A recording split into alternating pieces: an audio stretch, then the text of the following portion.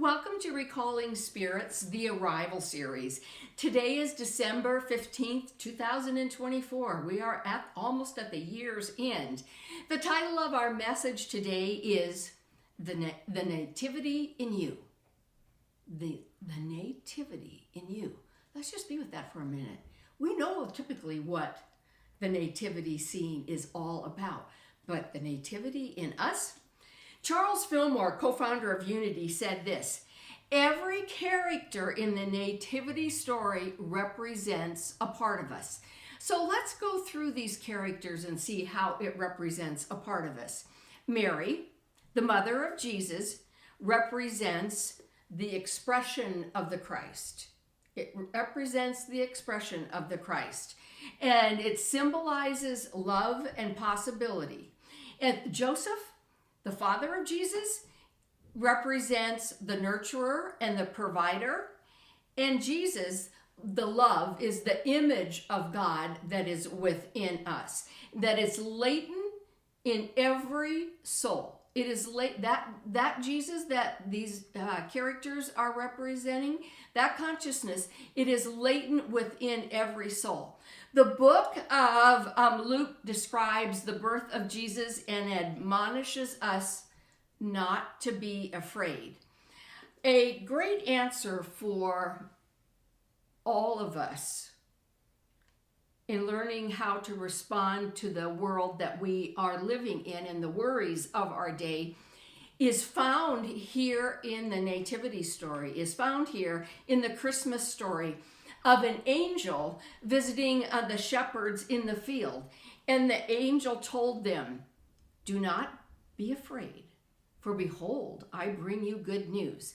So let's look at each of these characters in this story and let's see how they represent in us that nativity story so that we can birth that latent spirit of truth that is within us.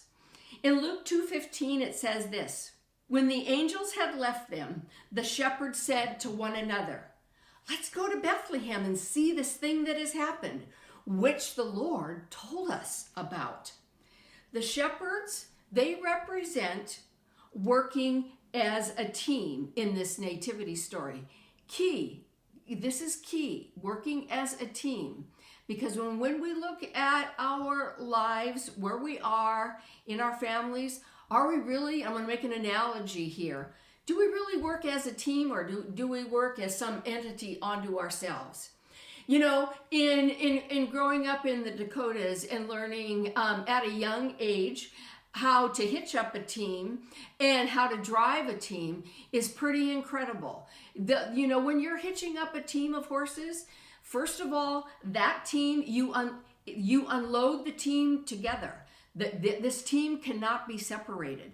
And when you back them up into the hitch, you back them up together. If you don't put this team together in every movement, one of them is going to bolt, and then you're going to have a wreck. So I'm liking us now to hitch up as these shepherds did, because what did they do? They worked as a team.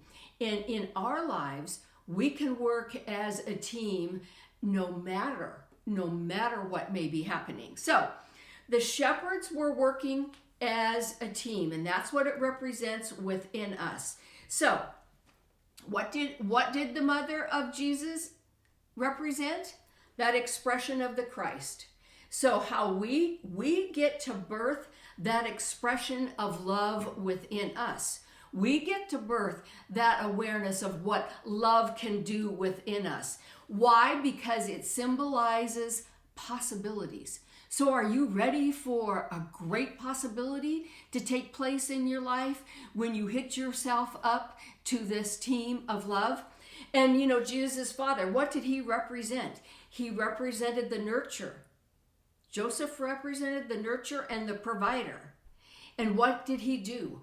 He provided all of the support that was needed so that Mary could be on a donkey and go into the city of Bethlehem. We all are nurturers and providers. We have to ask ourselves, what are we nurturing with on the inside of ourselves? And what are we providing for us in order for us to create a better world? And you know, as we said earlier, Jesus, what that represents, which is really love, is the image of God that is latent in every soul.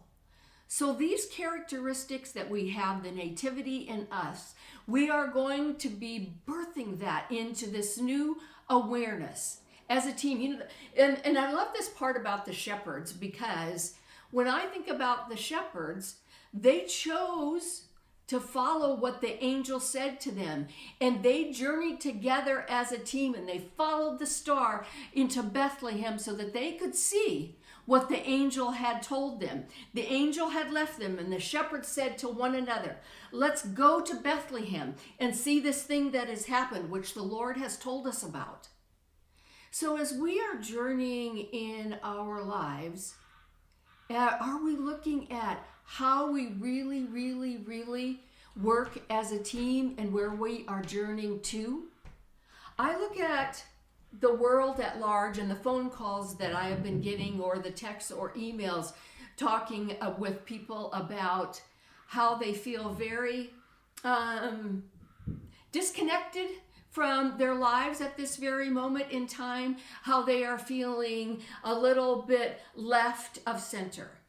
And I'm saying to all of us, let's work as a team. Let's work as a team so that in this consciousness of meaning, teaming up with that Christ awareness that is within us, that we can do extraordinary things when we give ourselves over to that full nativity story that is within us. And as I asked in the past two previous sessions, I asked, what would we like to change in our lives? What would we like to do to make it different? And we can do this as a team. We can do this as a team, just like what the shepherds did. So if there is something in your family that's going on that you really don't care about, or in other relationships, or maybe even in the workplace, we can team up with this consciousness that is within us that says, I know a power for good, and I get to use it, and I get to create my life according to that latent power of God, because that was one of the gifts that the birth of Jesus gave us. So as you look at your life, take this awareness into every relationship. Take this awareness into the workforce. Take this awareness into your finances. Take this awareness everywhere you go. This is the one and only way that we are able to really change our lives and to create a world that works for all. So when the shepherds were working as a team, I don't think that there were three shepherds, by the way, and I don't think that one of them, and they were carrying gifts, and I don't think one of them said, I want to carry the gold to the Magi, because, gold is more important. I don't think the shepherds did that. They were honoring that gift that was given to them by the angel that spoke to them, and that's why they were going to Bethlehem. So let's take our egos out of the need to be right in our lives, the need to say, well, I know this better than what you do. This is our opportunity. And I love this piece of scripture that says, Jesus said this in Luke 14:12, very truly I say to you, whoever believes in me will do the works I have done, and even greater works shall ye do. Now we could list all of the works, the healings, everything, the miracles that Jesus performed. We could witness them. Maybe we didn't witness them, but we know the works that he did, and how he healed the sick, and he turned water into wine, and how he went among the people and said, by your faith you shall be made well. And what he's promising us right here in this scripture, that we can do those very works. And he says, and greater works shall ye do.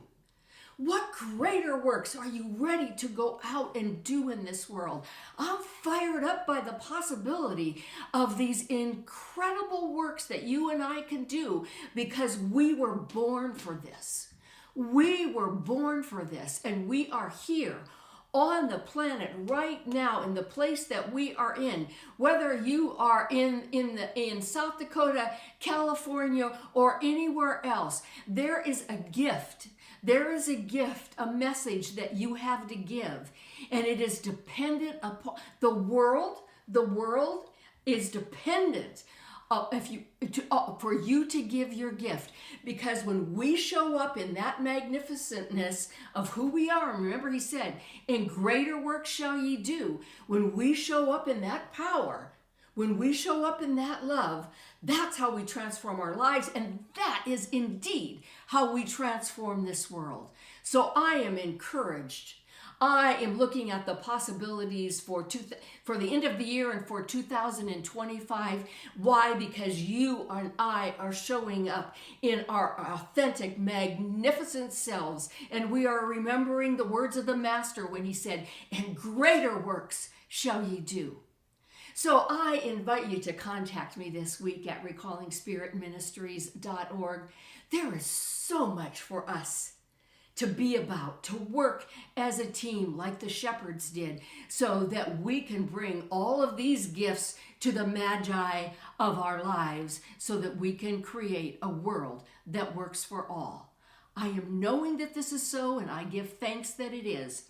So today, our affirmation is this: I create my world knowing that the kingdom of wholeness is within me. I create my world knowing that the kingdom of wholeness is within me.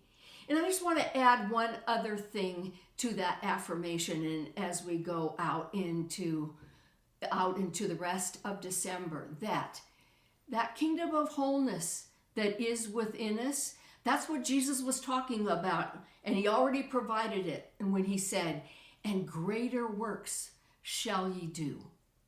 What an exciting time we are in. So, I want to do a little wrap up here of these past 3 Sundays. And what we have is the true meaning of Advent, which is really the meaning of arrival. And that arrival of this consciousness, of awareness of greater work shall ye do, it is born within us now, and we get to go live that every day of our lives by the very choices that we are making. And let's do this as a team in consciousness, with our neighbors, with our families. Let's lose the need to be right and show up as a team of love. I look forward to 2025 and all the possibilities that it brings. Bless you on your journey.